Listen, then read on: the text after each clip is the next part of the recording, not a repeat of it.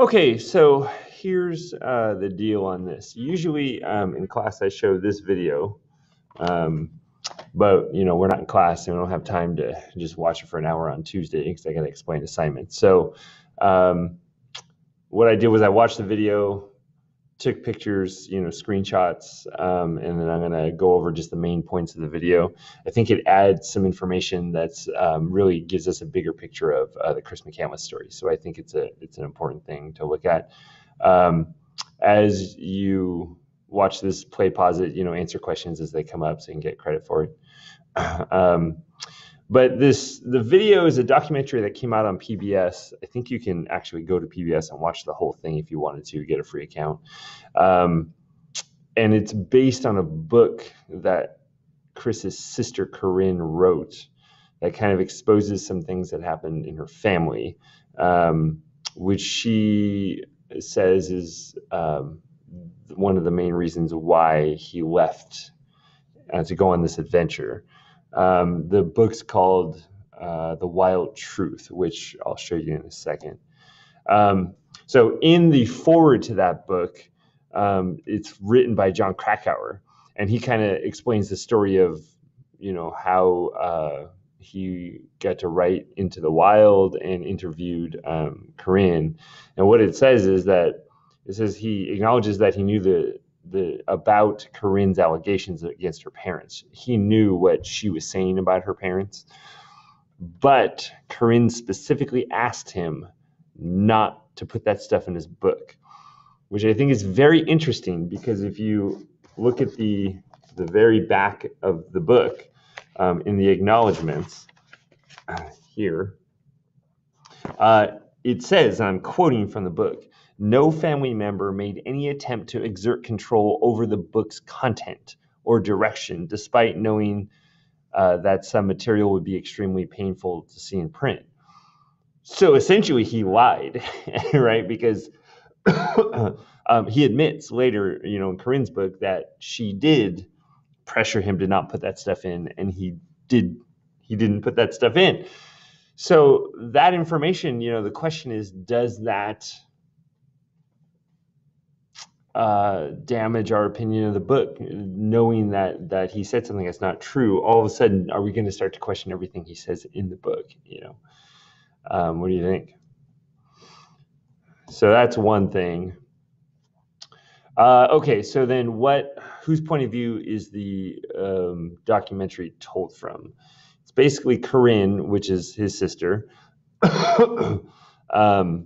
And she's in the book, and she says, quite a few things in the book that are also in the movie. But she's going to expose a lot more that she didn't say in the book. Her half-sister, Shelley McCandless, there she is. And then Shauna, who's also her half-sister. So these are two women whose parents are Walt and Marcia, and they're in the book. But they had a relationship with Corinne. They all knew each other. And so it's based on this book, Wild Truth. And what's interesting, if you look really closely at what it says at the top, it says, "Had I made the right decision not to allow John to write the whole truth? The constant misconceptions about my brother made me want to cry out the real reasons why walking into the wild was far from crazy, but the sanest thing Chris could do." So most of this is just to kind of explain why he left the family, why he did. And people thought that he left and went out to Alaska because he was a nut job or crazy or didn't have any reason he wanted to commit suicide or something. And she really wants people to know, no, there were circumstances at home that caused him to leave, that made it that, leaving and going to Alaska would have been completely normal if he knew what was going on in the house. I will say, as far as the tone of the movie, it's very typical of documentaries. It's dramatic. They have the dramatic music. They have the pictures of the kids, during these dramatic moments. So it's no question it's biased. I don't know that it's overly so. I think most documentaries are like that, but I think you just have to be careful when you're watching a movie like this. Again, just like when you read the book Into the Wild, how much of it is the truth? How much bias is there? And there's no question there's bias. They interview Walt and Billy, Chris and Corinne's parents. They're in it quite a bit, but this isn't from their point of view. They're kind of defending their opinion. It's really stuff that's brought forward by the sisters. So, all right. So there was a little bit of information, and this was in the book, the exposure to nature the parents took, the kids tent camping early.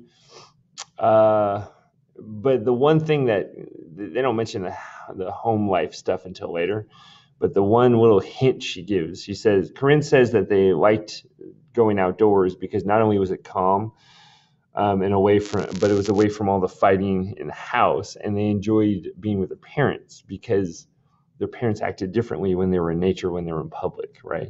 And they were away from all the things that they had to hide in that house versus, nature was wide open and, you didn't have to hide anything. So that might have been one reason why Chris was really drawn to nature. So there's that.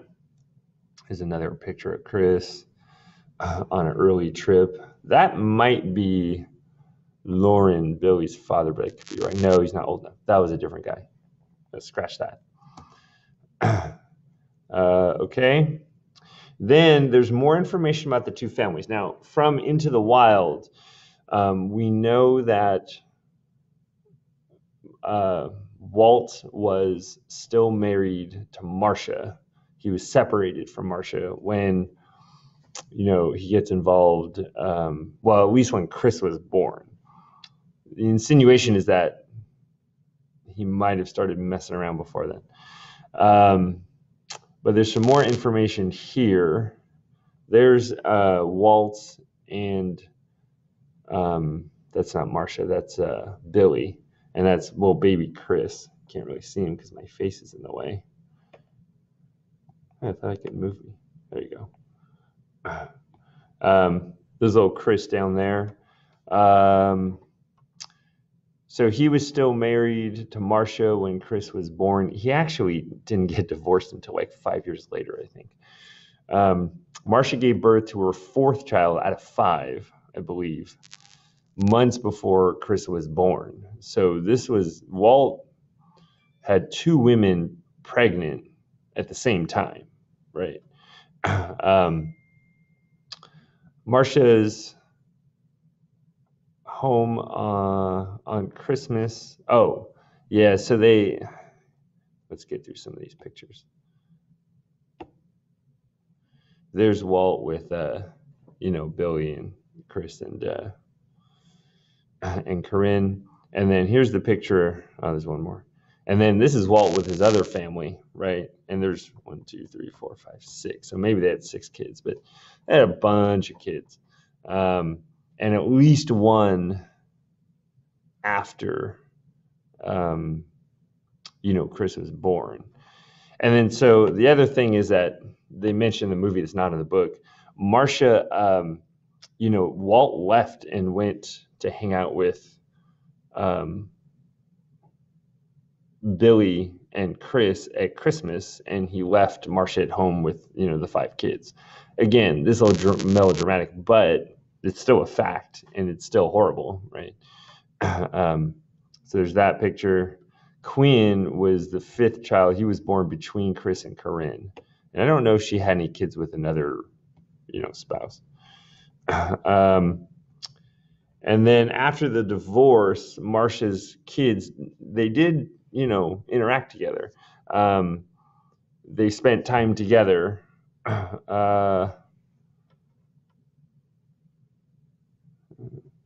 In the summers, that kind of thing. So they knew each other, which is kind of interesting considering all the history. But Shelley lived with Walt and his family her senior year. So she was exposed to a lot of stuff that was going on in the house. And then as far as, money, this is another fact that I think is interesting, that it's in the book, but it's really drawn out more in the movie. And it's that Walt's family is very privileged and very, wealthy, and they went on cruises and, vacations in the Alps and that kind of thing. Marcia was very poor. She had 5 kids. Walt only had 2. And she was a single mom. I don't know if she got remarried, like I said.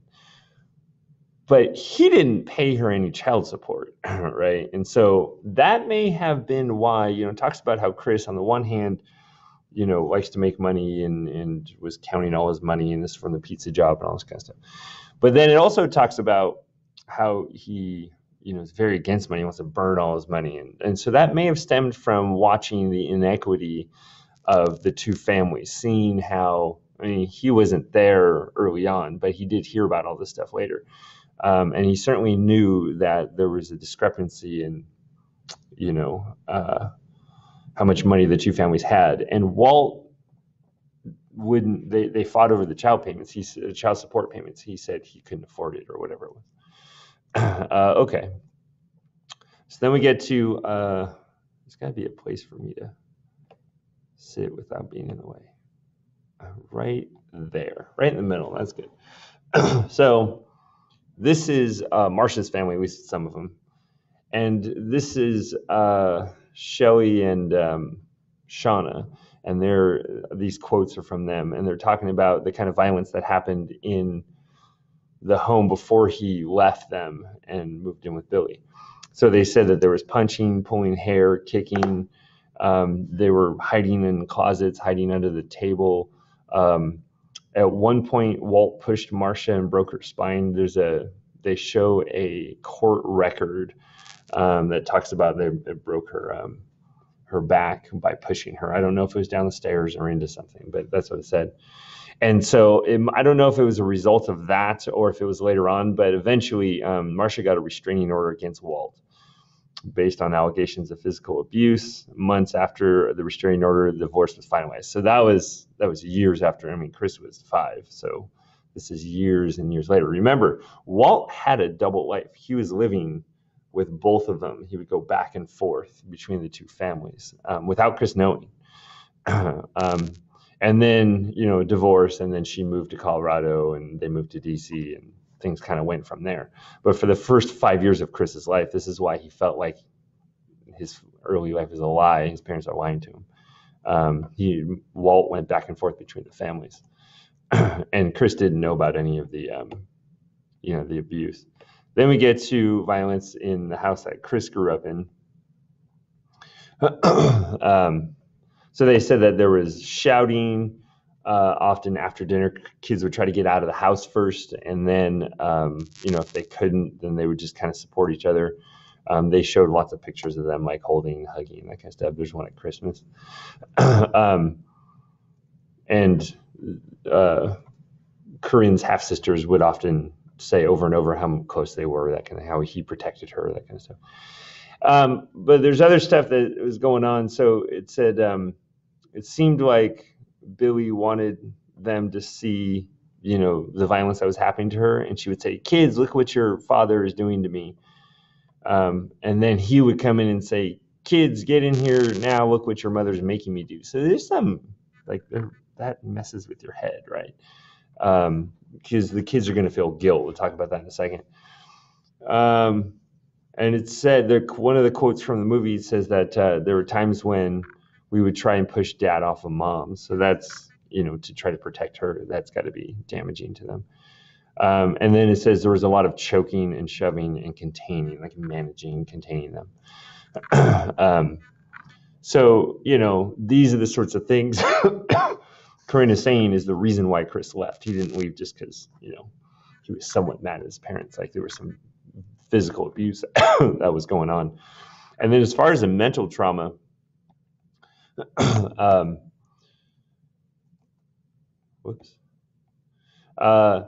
after Walt left, after they were fighting and this kind of stuff, Billy would say, "I'm sorry, kids, but when I got pregnant with Chris, I got stuck with your dad." Well, that puts a lot of guilt on Chris, right? She thinks that Chris feels guilty for trapping her sister in the home. And he was always trying to protect her, and that it was his fault that he had to do that. And they also talked about how, even though all this was going on the outside, that it was really important to Walt and Billy to look like this perfect family. So to act a certain way, but to know what's going on behind closed doors, to have to hide that. It kind of makes sense why he wants to escape that and be himself and be something completely different from the privileged upbringing that, he was brought up in. And then the big question, of course, is how does Walt and Billy react to all this? I mean, the person asks, the filmmakers ask them. So they say things like, Billy says, "Oh, that's sensationalism." Whoops. I gotta move this. It's sensationalism. Walt says Chris's leaving had nothing to do with Billy or I, just Chris being Chris. He always wanted to be independent. So they just kind of blow it off, and which I don't know. I kind of get, because not get as in it's okay, but get as in, well, that's what most people do. They don't want to face the truth and admit that their actions caused such pain and trauma. I mean, people have their own perceptions of what happened, and usually people, including myself, everybody does this.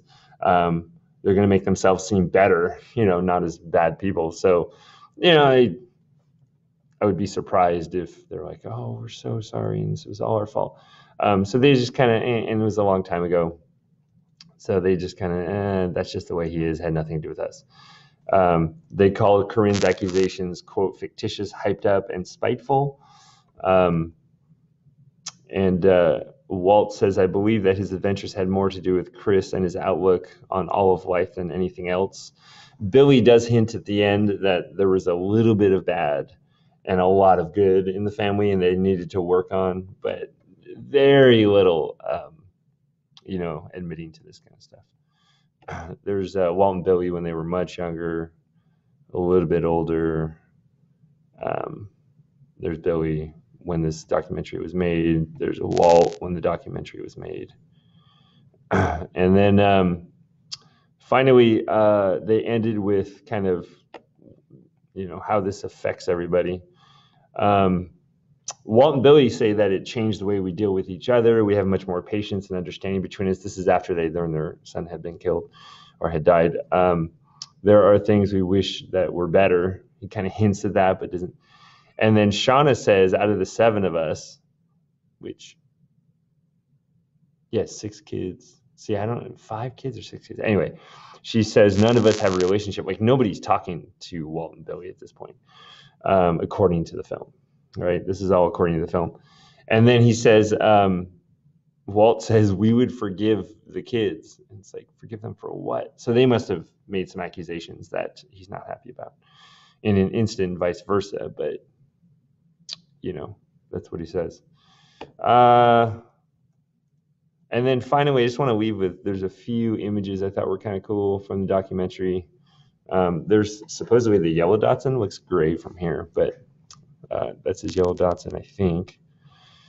Jan Burris was going around with Bob. There she is, a little bit younger. There's Wayne Westerberg. And then there's Chris with some porcupines in the wild next to the bus. So anyway, I think it sheds some light. Certainly it gives us, even if it's a biased opinion from a certain point of view, it certainly, helps us understand Chris's point of view a little bit better and why he might have left. So, all right. Thanks for watching.